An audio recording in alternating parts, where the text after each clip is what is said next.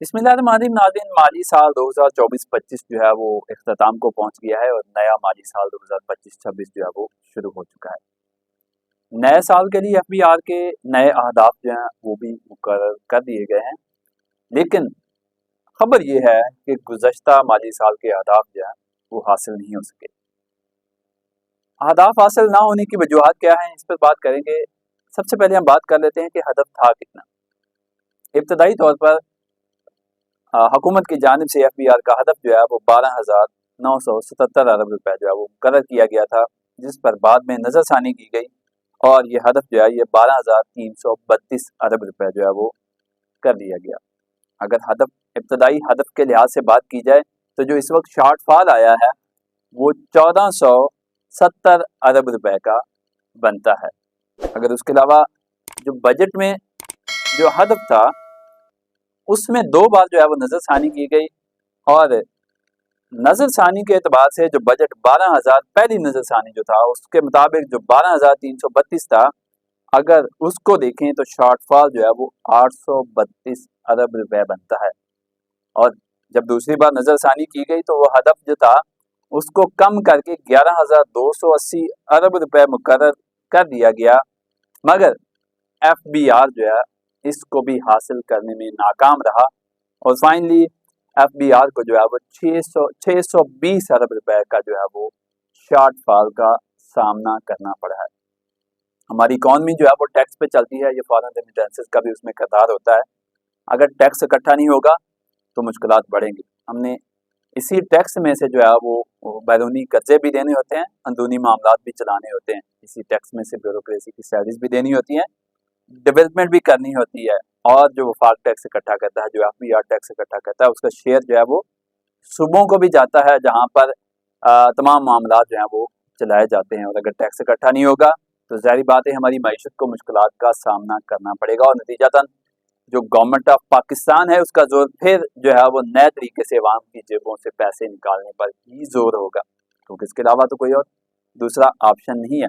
लेकिन एफबीआर जिसमें एक चेयरमैन एफबीआर राशिद महमूद लंगड़ियाल साहब जो है उनको लगाया गया, जो मौजूदा एफबीआर हैं, बड़े बड़े दावे करते हैं कि एफबीआर में किसी अफसर को, करप्ट अफसर को बर्दाश्त नहीं किया जाएगा और किसी को जो है वो ज़ीरो टॉलरेंस होगी करप्शन के खिलाफ और किसी को अख्तियारात का नाजायज़ इस्तेमाल करने पर जो है वो रियायत नहीं दी जाएगी। बड़ी बड़ी बातें करना तो आसान है, लेकिन नीचे जो हालात हैं वो शायद इसके बिल्कुल बरअक्स हैं।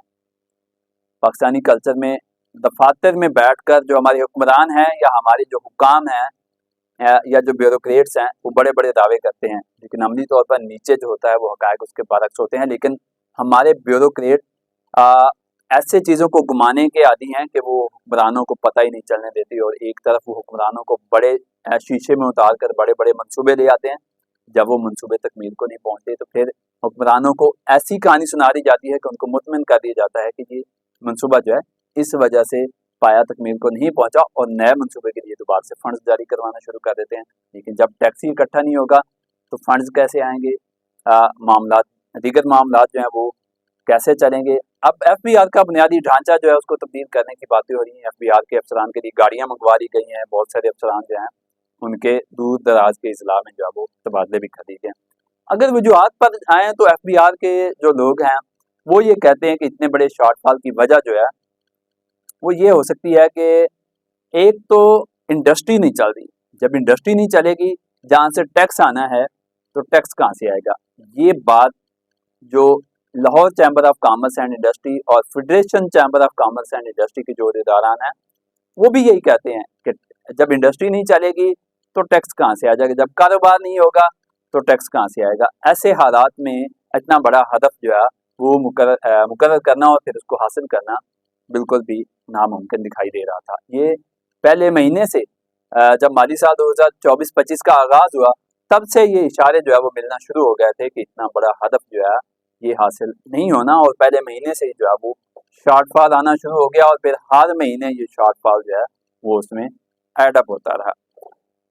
एक बड़ी वजह ये थी कि बिजनेस नहीं चल रहा, इंडस्ट्री नहीं चल रहा तो टैक्स इकट्ठा नहीं हो रहा। दूसरा एफबीआर के इंटरनल मामलात हैं जिन पर जो ब्यूरोक्रेट्स हैं ये हमेशा जो अपने केडर के लोग होते हैं या जो जो सीनियर्स होते हैं, जो CSPs होते हैं, उनको हमेशा तहफ़्फ़ुज़ देते हैं, उनके मामलात को हमेशा छुपाते हैं।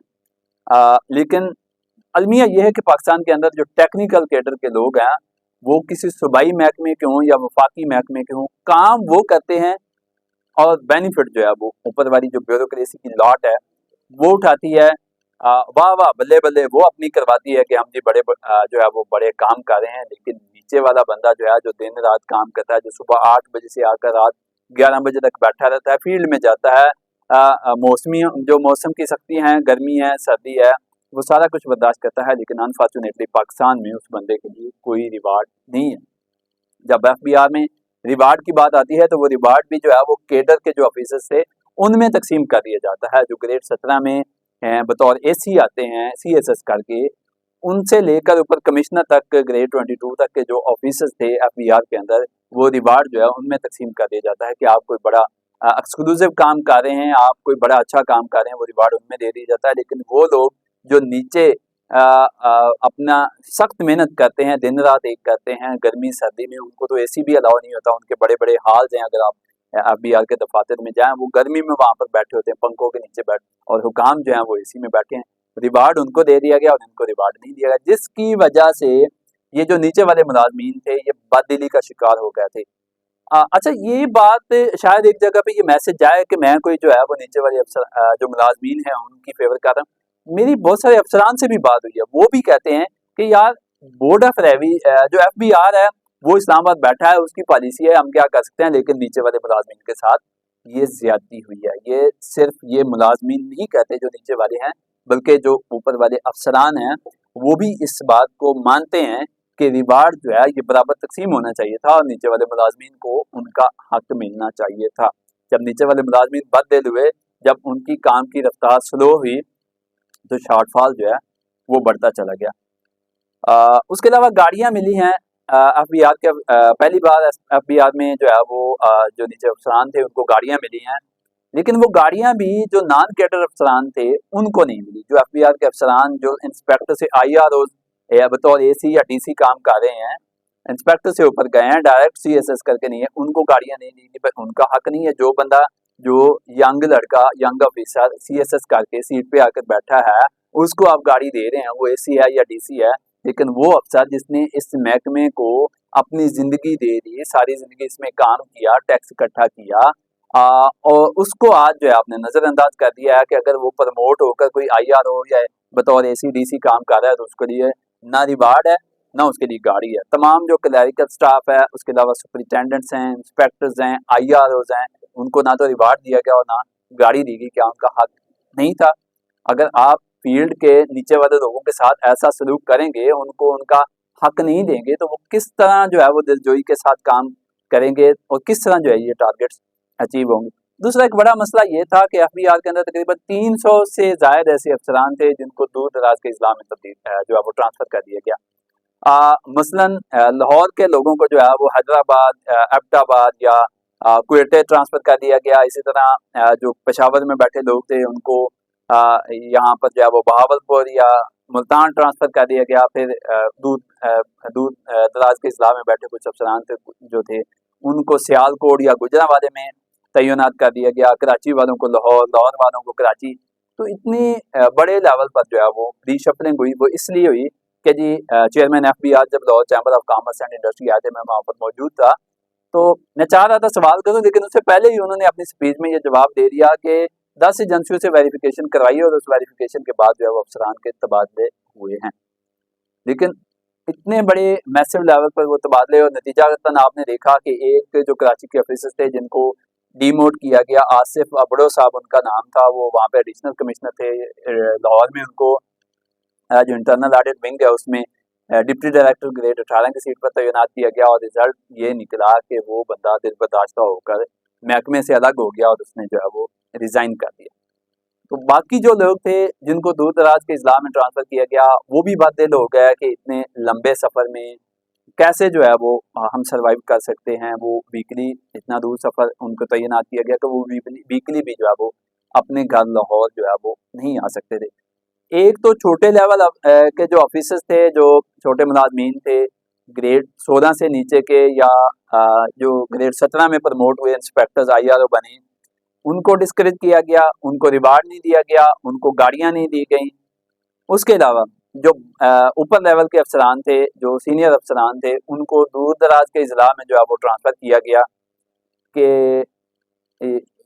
ये कहा गया कि ये लोग करप्ट थे, 10 एजेंसियों से वेरिफिकेशन करवाइए और इनको दूर दराज के अजला में जो है वो ट्रांसफ़र करके शफाफियत का एक नारा लगाया गया कि अब FBR में जो है वो मसला जो है वो नहीं बनेगा, करप्शन नहीं होगी, 2 नंबरी नहीं होगी और सारा कुछ जो है वो शफाफ हो गया। इस तरह की वजूहत की बेस पर इतना बड़ा टारगेट जो है वो हासिल शायद नहीं हो सका। एक तरफ तो IMF है जो कहता है कि हर साल आपने 10% जो है वो टारगेट बढ़ाना है। एक तरफ ये दावा है, एक तरफ ये डिमांड है और दूसरी जानिब जो टैक्स है वो इकट्ठा नहीं हो रहा और एक बड़े शॉर्टफॉल का जो है वो सामना करना पड़ा है। अब आइंदा माली साल के लिए जो है वो 14,131 अरब रुपए का जो है वो टारगेट मुकर्रर किया गया है। जब 12,000 का टारगेट अचीव नहीं हुआ तो 14,000 का टारगेट जो है वो कैसे अचीव होगा, ये एक बड़ा क्वेश्चन है। उसके अलावा एक और बड़ा पॉइंट कि FBR ने एक कानून जो है वो 37AA की शिक है FBR के एक्ट में, उसके मुताबिक जो अख्तियारात FBR के अफसरान को दिए गए हैं कि वो शक की बुनियाद पर भी किसी कारोबारी शख्स को जो है वो गिरफ्तार करवा सकते हैं। ये बड़ा अहम है। इस पर जो Dawood chamber of commerce and industry है वो भी चीख चिल्ला रहा है।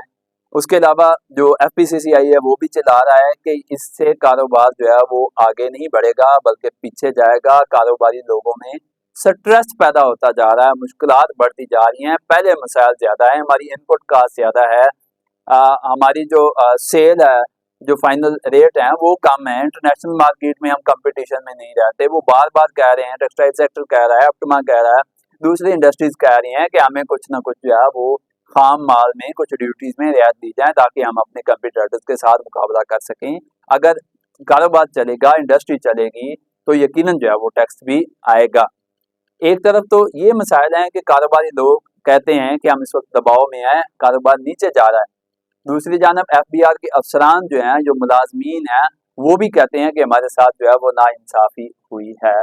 तो ना कारोबार चलेगा, ना सनत चलेगी, FBR के अफसरान में बदली होगी, अफसरान हों या नीचे वाले मुलाजमीन में। तो ऐसे हालात में जो अगला 14,131 अरब रुपए का टारगेट है, ये कैसे हासिल होगा? इसके लिए अगर तो जो चेयरमैन FBR है उनके पास कोई जामिया हिकमत अमली है, जो जिस तरह के वो एक दबंग अफसर हैं और वो बड़े बड़े फैसले करते हैं, वो कहते हैं कि मैं कुछ भी कर जाता हूँ, अगर तो वो कुछ कर जाते हैं तो यकीनन ये एक अच्छा संग बीद होगा जो उनके क्रेडिट पर भी आएगा, मुल्क के लिए भी बड़ा जो है मुफीद साबित होगा।